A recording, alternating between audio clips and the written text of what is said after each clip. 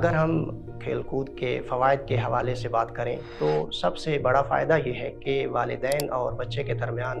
जो एहसासाती ताल्लुक़ है वो खुशगवार होता है। और इसके साथ साथ न सिर्फ ये ताल्लुक़ खुशगवार होता है बल्कि ये बच्चा जो है खुशी जो है उसको वो महसूस करता है और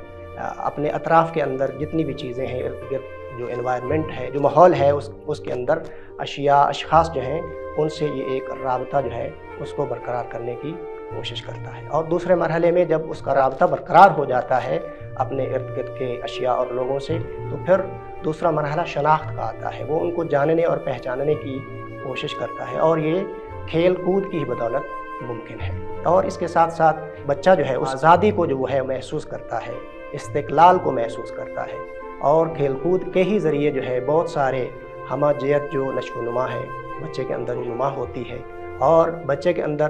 ख़ुद बावरी का जो मरहला है वो उस्तवार होता है। और इसके साथ साथ बच्चा जो है वो अपनी तस्मीम गिरी और क़ुव्वत इरादी में अपने आप को मजबूत करता है। और आखिर में ये कहूँ कि ये कानून जो है और कानून तहर्रुक जो है